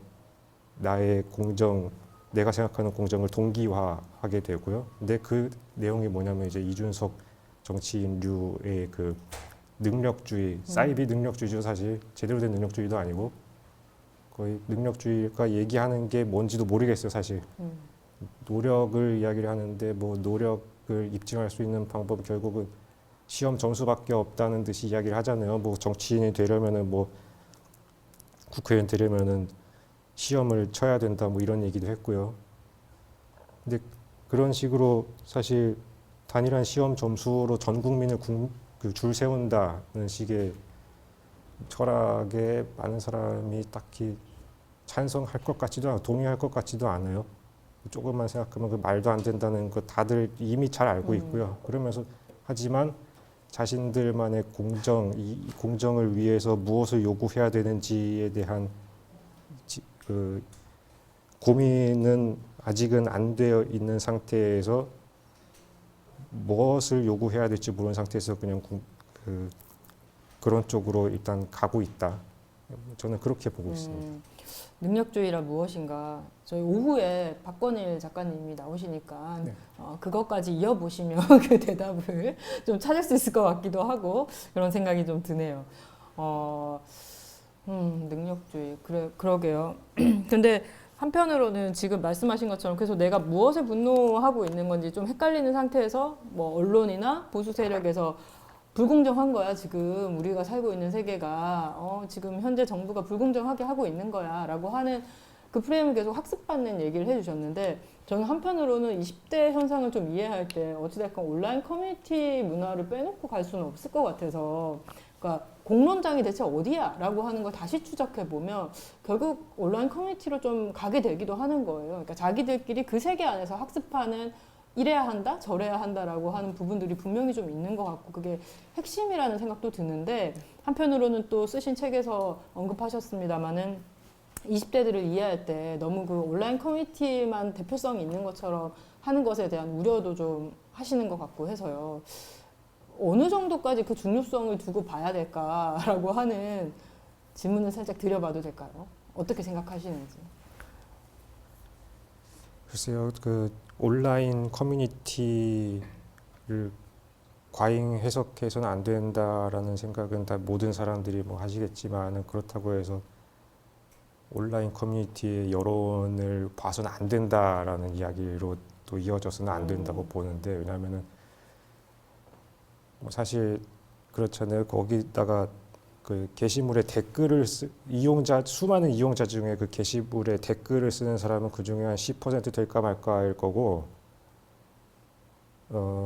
아예 게시물을 쓰는 사람은 그 중에서도 10% 정도일 텐데, 그렇기 때문에 이 사람들이 모두를 대변하는 거 아니다라는 건 뭐 상식적으로 이야기할 수 있지만은, 그렇지만 그 사실 그런 문제적인 온라인 커뮤니티에 단 한 번도 발을 들이지 않은 사람이라고 할지라도 거기서 만들어지는 콘텐츠를 단 한 번도 접하지 않는 건 불가능하다고 보고 있거든요. 왜냐하면은 그런 데서 만들어지는 이를테면 이런 이슈, 뭐 시사 이슈, 정치 이슈를 다루는 콘텐츠가 아니라 또 뭐 이를테면 그냥 단순한 유머일 수도 있잖아요. 근데 거기서 만들어지는 유머 코드들도 굉장히 좀 혐오 코드가 다분한 것들도 많이 있고, 그게 또 이제 웃음으로 둔갑을 하니까 이제 타 커뮤니티에서 그거를 퍼가기도 하고, 그냥 단순하게 그런 거를 정말 커뮤니티를 일체 안 하는 사람일지라도 어쨌든 단톡방은 있을 거 아니에요, 친구들이랑. 뭐 1대1 대화라도 뭐 그냥 대화에 물꼬를 트기 위해서 그런 거 이제 가져와가지고 야 깔깔 이거 웃기다 이런 거 항상 있잖아요. 그런 거를 지속적으로 접하기 때문에 온라인 커뮤니티에 올라오는 콘텐츠 분석하는 것도 굉장히 중요하긴 하다. 저는 이런 이야기를 했습니다. 이게 사실 저희 이제 뭐 언론인들도 그런 걸 되게 많이 경계하려고는 하고 내부적으로도 워낙 자성해야 된다는 말이 많지 않습니까? 그러니까 그냥 커뮤니티에 올라온 글 갖고 그대로 뺏겨 써가지고 기사 계속 반복하면서 어뷰징하고 하는 것들에 대해서 이제 그만해야 된다라는 말도 당연히 되게 많으면서도 한편으로는 그 유혹이 너무 강하기도 한 거죠. 이게 20대들이 요새 뭐에 관심이 있어 하고 그 관련된 진짜 기사를 쓰면 실제로 또 많은 이제 인터넷 이용자들도 그걸 보기도 하고 막 그러니까요. 근데 제 안에 늘 약간 그런 궁금증이 좀 있기는 합니다. 제가 인터넷 커뮤니티를 많이 쓰는 사람은 또 아닌데 그럼에도 불구하고 지금의 그 90년대 이후에 20대들의 어떤 행동들, 예컨대 미러링이랄지 총공이랄지 이런 것들을 하지 않습니까? 그 안에서. 그러니까 이런 문화적 맥락을 이해하는데 되게 게임이랄지 인터넷 커뮤니티 안에서의 문화랄지 하는 것들을 결코 사소하게 봐선 또 안 된다라는 생각도 되게 많이 들고 해서 그 사이에서 좀 왔다 갔다 하는 게 있어서 저도 조금 여쭤보고 싶었습니다. 그러면 이제 또 댓글로 올라온 질문을 한번 소개해 보도록 하겠습니다. 여혐 유튜버의 경우는 억울함의 남성을 여혐 유튜버의 경우 남성의 억울함을 대변한다는 핑계로. 아, 그렇군요. 남성의 억울함을 대변한다는 핑계로 결국 돈벌이를 하고 있는 게 아닌지 의심이 드는데 두 분 생각은 어떠신가요? 먼저 얘기를 좀 해주실까요? 예, 저는 이에 대해서 저 작년에 쓴 책 프로보커터에서 이야기를 한 바가 있습니다. 많은 관심을 가져주시고요. 그러니까 여성 혐오 뭐 이런 여성 혐오 외에도 뭐 온갖 혐오를 이용해서 그거를 자신만의 콘텐츠로 삼는 유튜버들에 대한 얘기를 담았거든요. 예, 돈벌이 맞습니다. 돈벌이에 머물러 있고요. 뭐 당연히 남성의 억울함 대변하는 거 그런 거 신경이나 쓰겠습니까? 이런 거 남성의 무슨 억울함 얘기하는 건지도 모르겠고 사실 뭐 남성의 억울함을 대변하는 거에 머무르면은 그나마 다행일 수는 있겠는데 그 억울한 사람들을 자처하면서 그 자신의 모든 행위를 또 정당화하고 뭐 그런 합리화하는 그런 움직임도 있잖아요. 그러면서 나는 억울하기 때문에 나를 억울하게 만든 사람에 대한 공격도 가능하다. 결국 그런 거 선동하면서 이런 유튜버들이 그런 식으로 추종자를 얻고 추종 세력을 얻고 또 저 기부금도 받고 그런 거 아닌가 싶습니다. 그러면서 그게 결국 이제 돈벌이인 거죠. 저도 되게 최근에 그 잠깐 아까 언급했지만 BJ 진미 씨에 대한 취재를 좀 했었거든요. 그런데 그러니까 메갈이냐 아니냐, 그러니까 페미냐 아니냐라고 하는 게 대체 왜 그렇게 그들에게 중요한 문제인가? 그러니까 메갈 사냥, 페미 사냥을 하는 것이 왜 그렇게까지 중요한 문제지? 그것에 대해서 왜 이렇게까지 반감을 가지고 있지? 저는 그게 좀 이해가 안 되던데 왜 그런 걸까요, 작가님? 그러니까 기본적으로 이제 페미니스트는 곧 메갈이다 이런 공식이 깔려 있는 것 같고요. 메갈이기 때문에 남자를 싫어한다.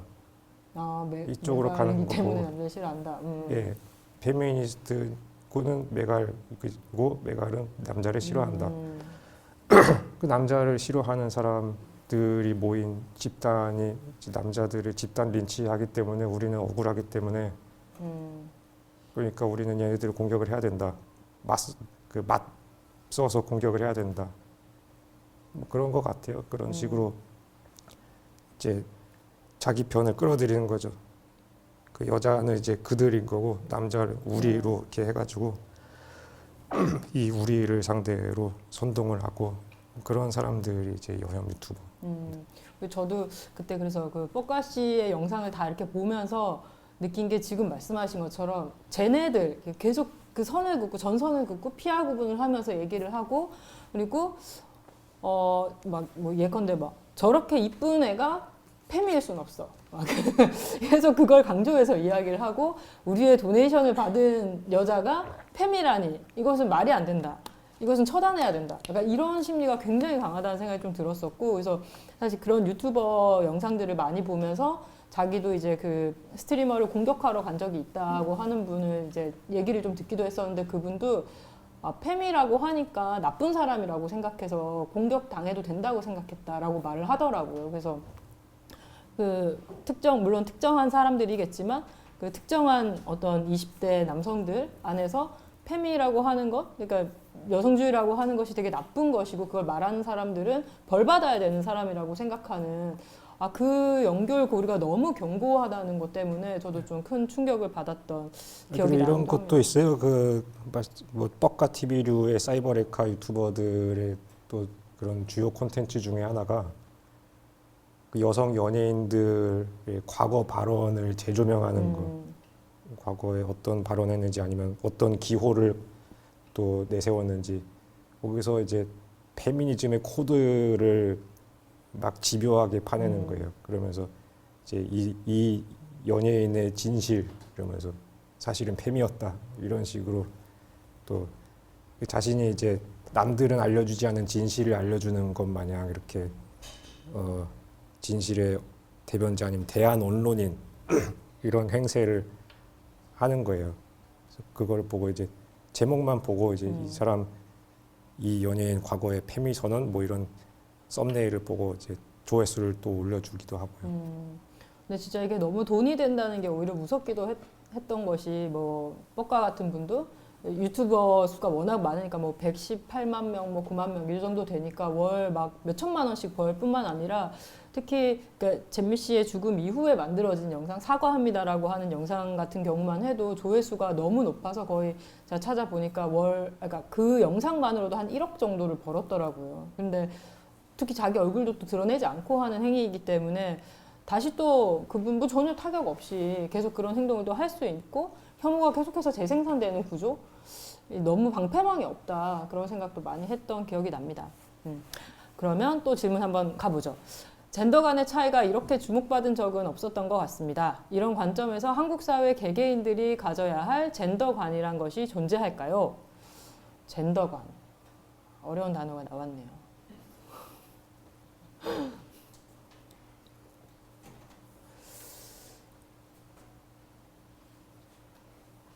어려운 질문이네요. 이게 특히나 제가 대답해드릴 건 아닌 것 같습니다. 아, 그런가요? 왜냐하면 저는 젠더에 관해서 제 책을 쓴 사람으로 온 게 아니기 때문에 오히려 기자님께서 말씀하시는 게 맞는 것 같아요. 너무 다들 젠더 차이가 이렇게 주목받은 적은 없었던 것 같아요. 근데 사실 이게 젠더란 게 뭘까요? 사실은 이제 엄밀하게 따지고 보면 이 젠더라고 하는 단어 자체가 가지고 있는 되게 복합적인 성격이 있다 보니까 사실 제가 이 질문이 좀 더 어렵게 느껴지기도 하는 것 같습니다. 근데 좀 그냥 약간 단순화시켜서 만약 이제 성별 간의 차이가 이렇게 주목받은 적이 없었던 것 같다. 한국 사회에서 우리들이 서로 다른 성별에 대해서 어떻게 생각하는 것이 좋을까라는 질문으로 조금 더 풀어서 생각해 본다면 여전히 어렵네요.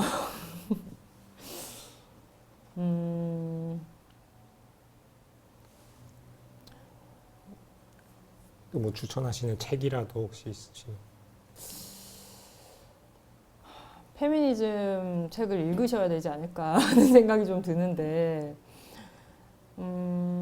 근데 그런 생각이 좀 들기는 합니다. 그러니까 젠더 간의 차이를 이해하려고 노력을 누가 하고 있나라는 질문을 좀 해보고 싶거든요. 그러니까 성별 간의 차이에 대해서 누가 이렇게 관심을 갖고 이 문제가 좀 풀어졌으면 좋겠다고 생각하고 우리 사회에 올바른 성별관이 있었으면 좋겠다라는 생각을 하는가라는 질문을 해보면 저는 그 노력을 왜 늘 여성들이 좀 하고 있을까라는 생각을 좀 하기도 합니다. 그러니까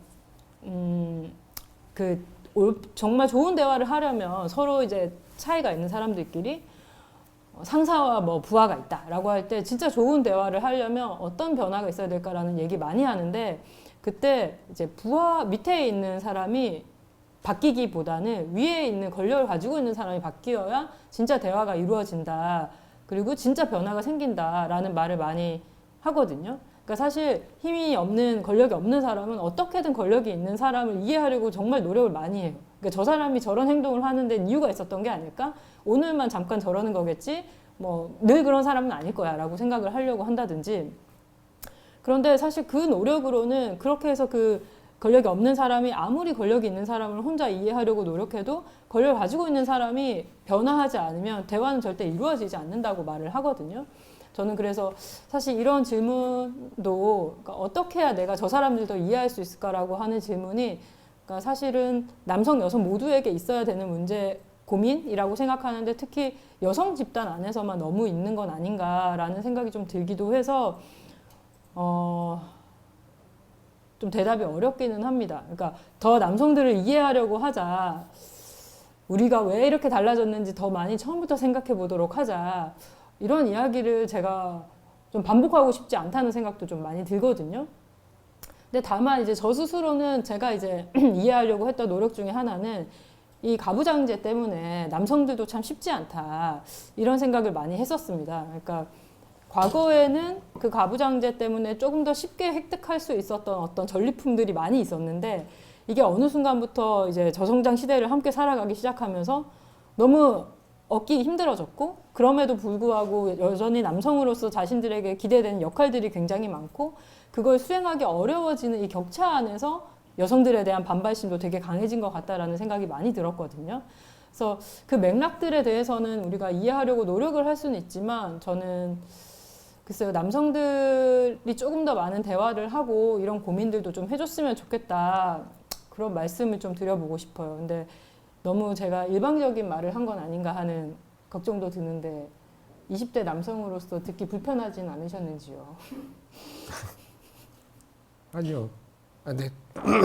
뭐 권력이 있는 권력 가진 자가 바뀌어야 한다고 말씀을 하셨는데 사실 권력을 가진 자가 바뀌어야 할 필요성을 못 느끼니까 문제 아니겠어요. 아, 그렇네요.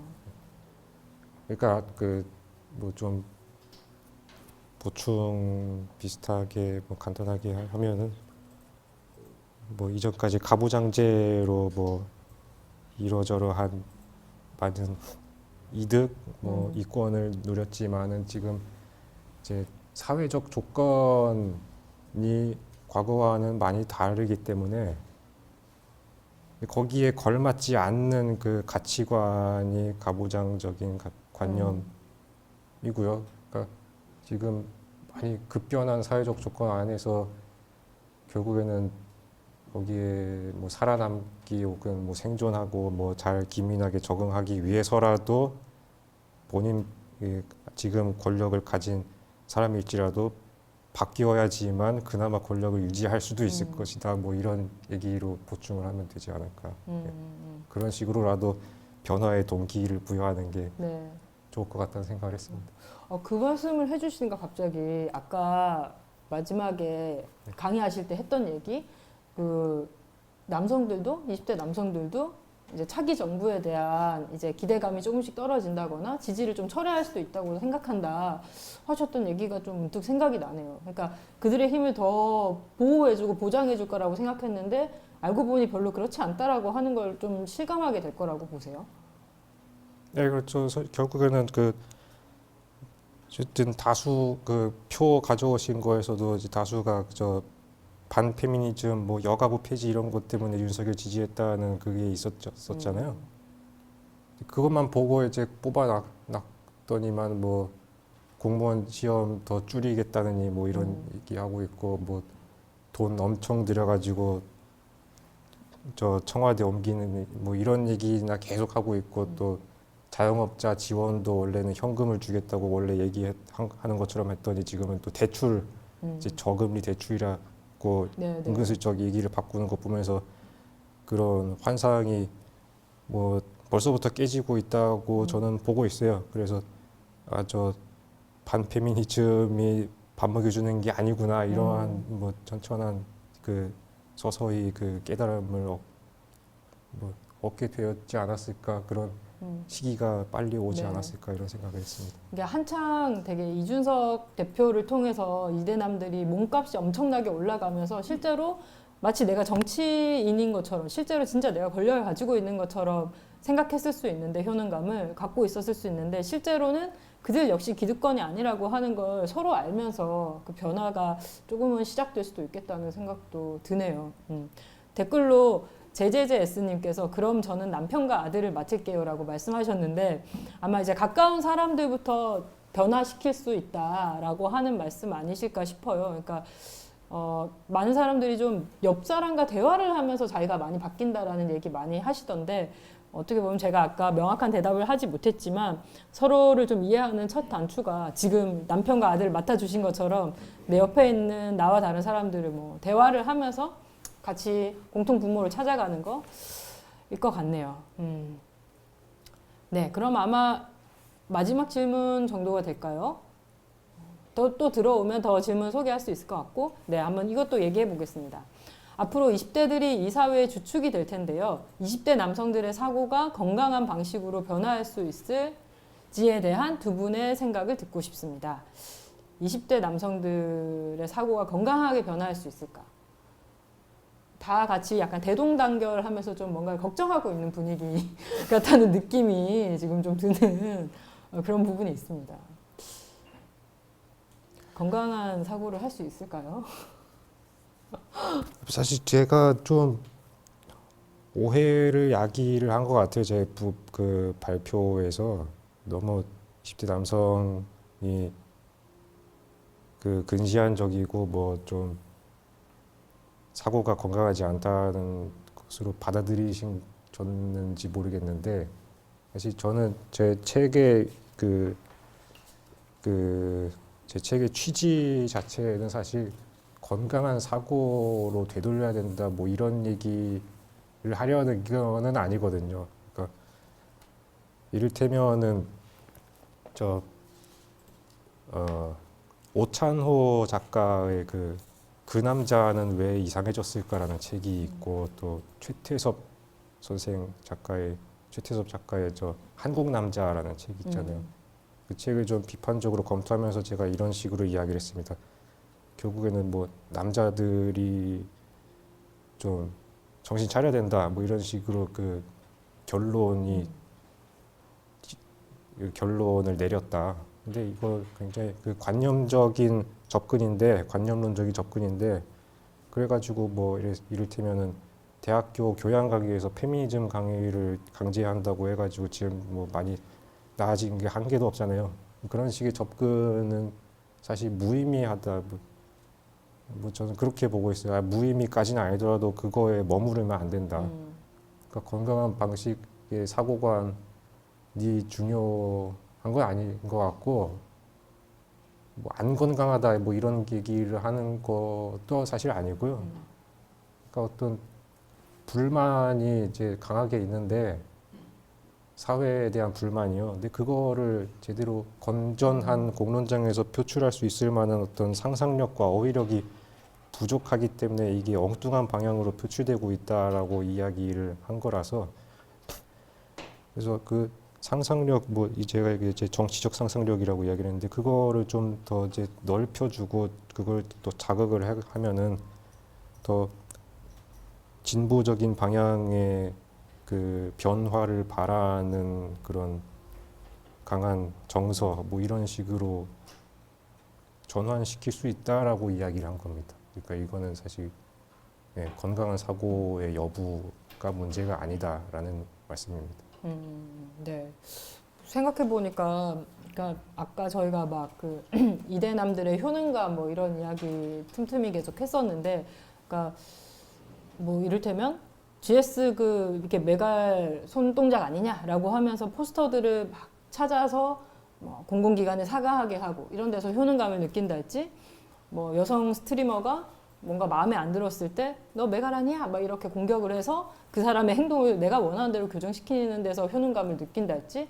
그러니까 사실 왜 청년들이 효능감을 느낄 수 있는 것이 그런 거밖에 없을까 하는 생각도 좀 하게 되는 것 같아요. 그러니까 우리 사회에 대해서 가지고 있는 어떤 불만이나 변화했으면 좋겠다라고 하는 것을, 그러니까 그 효능감을 느낄 수 있는 되게 정치적 장치들이 조금 더 있을 수는 없나? 그런 생각도 좀 같이 해보게 됩니다. 어느덧 마지막 질문을 그럼 이어가 보겠습니다. 정치권에서 이런 청년의 불공정 그리고 여성 남혐 문제를 해결하기 위해 어떤 노력을 해야 할까요? 우리 시민들은 정치권에 무엇을 요구해야 할까요? 이런 질문을 뭔가 굉장히 마지막 질문 걸맞은 질문이 들어왔네요. 정치는 어떤 것을 해야 될까? 그리고 우리는 정치권에 어떤 것들을 요구해야 할까라고 하는 질문을 해주셨습니다.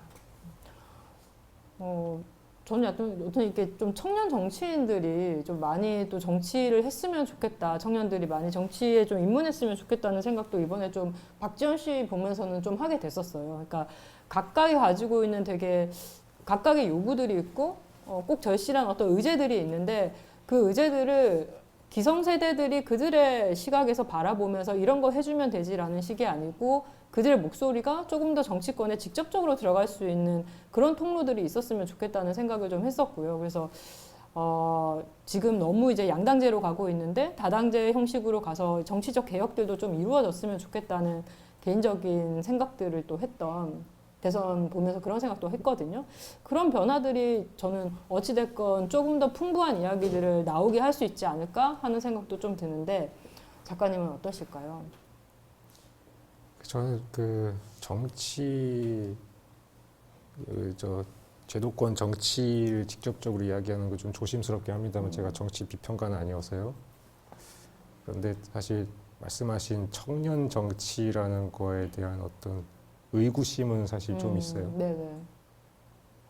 청년 어디까지 청년을 잡아야 될지도 모르겠고 일단 뭐 85년생이 청년이냐 아니냐 이것도 이제 논란이고 그리고 청년 뭐 본인이 이제 나이대가 청년이라고 해서 그러니까 저는 정체성 그 청년이니 뭐 여성이니 남성이니 그런 정체성을 기본 단위로 정치를 하지 말자고 일단은 썼거든요. 여기 책에도. 그러니까 결국에는 그들 사이에서의 그 요구와 불만들이 이제 서로 충돌하고 뭐 그러는데 결국에는 이제 청년 정치인이 청년을 대변한답시고 나오고 청년이 요구를 대변한답시고 나오고 뭐 여성 정치인이 여성의 요구를 대변한답시고 나오면은 둘이서 할 수 있는 건 싸우는 것밖에 없잖아요. 그러면은 둘이 뭐 특히 이제 남녀로 나누면 더더욱이 그렇고요. 이제 둘이 제로섬 싸움밖에 안 되는데 그렇게 정체성으로 나누지 말고 그 요구 단위로 이제 더 자잘하게 나눠 가지고 이 요구들 사이에서의 어떤 공통적인 요구를 찾아내서 그거를 이제 직접적으로 이제 본격적으로 의제를 삼으면은 제가 이제 등가적인 관계가 형성된다 이렇게 좀 어려운 얘기를 했습니다만은 그게 어려운 얘기는 아닙니다. 그냥 내가 원하는 게 너도 원하는 거다. 이런 합의점을 만드는 거예요. 그런 식의 정치를 하는 것이 좋다. 뭐 저는 그렇게 보고 있어요. 그래서 뭐 청년 정치인이 이런 거는 중요하다고 생각하진 않아요. 저는 그 청년 정치인이라고 하는 게 어찌됐건 지금 되게 그냥 멋으로 장식품처럼 많이 사용되고 있어서 그게 되게 아쉽기는 하지만 아쉬울 뿐만 아니라 그건 뭐 문제라고 개인적으로는 생각하고 근데 다만 이제 박지원 씨 같은 인물이 보여줬던 것은 그 사람 자체가 되게 저는 강력한 메시지였다고 생각을 해요. 그래서 지금까지 해왔던 그 경험들이 있었고 자기의 생존을 걸고도 얼굴을 드러내면서 변화를 위해서 목소리를 냈다는 점에서 되게 좀 가치를 부여하게 되면서 저도 약간 청년 정치 혹은 당사자 정치라고 하는 것에 대해서 약간은 의구심을 가지고 있었다가 이번에 좀 개인적으로는 약간 생각을 조금 다르게 하게 됐던 계기가 되기도 했었습니다. 뭐 어찌됐건 저는 이번 결과가 뭐가 됐건 간에 막 격렬했던 그 혐오 정치라고 하는 것이 이거 좀 안 먹히는 것 같은데? 이거 아닐 수도 있을 것 같은데? 라고 하는 물음표를 좀 던지면서 지금 이 싸움 자체를 약간 소강 상태로 만들었다는 것만 해도 참 개인적으로 너무 다행이라고 느낄 정도로 어떻게 보면 저도 약간의 무력감을 갖고 있었다는 생각이 좀 들더라고요. 근데 그 과정에서 어찌됐건 뭐 페미니스트 주권자 행동 같은 것들도 있었고 여성들이 되게 다른 차원의 조직화들을 경험한 것들이 저는 어찌됐건 되게 중요한 정치적 자산이 될 거라고 생각하고 그러니까 트럼프 시대가 열리면서 그 이후에 뭐 많은 사람들이 굉장히 미국 국민들이 좌절을 했지만 이후에 그럼에도 불구하고 여성들을 중심으로 한 굉장히 많은 저항 시위들이 산발적으로 있었습니다. 근데 그것이 처음에 말씀드렸던 것처럼 이슈별로 대응했다라고 하는 게 저는 되게 인상적이었고 앞으로도 어떤 운동이라고 하는 것은 결국 그런 방식으로 일어날 것이다. 그러니까 하나의 공통의 목표 그 당시 자기들이 격파해야 되는 이슈들에 대해서 반응하면서 앞으로 벌어지지 않을까라고 하는 생각들도 좀 해보게 됩니다. 기존의 운동과는 굉장히 좀 다른 그림일 거라고 생각하고 마지막으로 좀 덧붙이고 싶은 말씀 있으시면 작가님도 해주시면 좋을 것 같아요. 그거 듣고 정리하면 될 것 같습니다. 네. 발표하면서 계속해서 그 사회적 불만을 강조를 했는데요. 사회적 불만이 이름이 없는 상태에서 있다가 그게 불공정으로 현현하고 이제 반페미니즘으로도 나오고 그러다가 이제 반페미니즘의 에너지가 조금 소강 상태가 되었다고 말씀하셨고요. 그리고 어쨌든 불공정과 결부해서 그 사회적 불만이 강한 정권 교체 헤게모니로 이어졌다가 이제 정권 교체가 결국엔 됐는데 어쨌든 그 사회적 불만은 말씀드린 것처럼 계속 남아 있습니다. 이게 계속 누적됐으면 누적됐지 이게 해소된 건 한 개도 없어요. 이 불만을 표출할 수 있는 그 상상력과 어휘력을 무장해야 된다. 이런 말씀 꼭 드리고 싶어요. 그렇게만 된다면은 그 무장 뭐 해야 되는 능동적으로 무장을 하는 것도 있지만 이제 무장을 시켜주는 것도 중요하죠. 그건 이제 뭐 정치 지도자들의 역할인데 그거를 저는 그 진보 정당 민주정당에 요구하는 바고요. 지식인들에게도 요구하는 바고 그렇게만 된다면은 이제 또 건강한 사회적 의제를 주장하는 청년들의 그 거대한 힘으로 될 수 있는 여지가 충분히 있다. 뭐 그런 이야기를 하겠습니다. 어떻게 보면 정말 애써서 긍정적으로 해석하자면 이번 대선 이제 지나오면서 이게 뭔가 뭐 배우자들의 뭐 문제, 갈등 같은 것들로 이슈가 계속 들어가고 뭐 혐오 정치로 계속 이슈가 파묻혀가면서 사실 정작 이루어져야 됐던 지금 말씀하신 좀 더 건강한 어떤 의제들, 그러니까 우리 시대가 지금 당면하고 있는 뭐 기후 위기 문제부터 시작해서 너무나 급박한 이 변화 안에서 우리가 빨리빨리 얘기해야 되는 것들이 있는데 그 모든 게 다 상실된 어떤 선거를 한 판 치렀다는 생각이 좀 들어요. 그러니까 그만큼 좀 시민들이 아, 우리가 뭔가 더 해야 되는구나라고 하는 그런 것들도 또 동시에 많이 느끼지 않았을까 하는 생각이 들고 이 5년 또 잘 우리가 버티면서 살았으면 좋겠습니다. 작가님 너무 수고 많으셨습니다. 네, 고생하셨습니다. 감사합니다. 지금까지 2022년 고지식 콘서트 세 번째 파트 인문 20대 현상 여와 남을 시청해 주셔서 감사합니다. 잠시 후 오후 3시에는 사회, 우리 사회의 능력주의와 차별을 주제로 박권일 사회비평가와 조형근 한림대학교 교수의 강연이 있겠습니다. 감사합니다.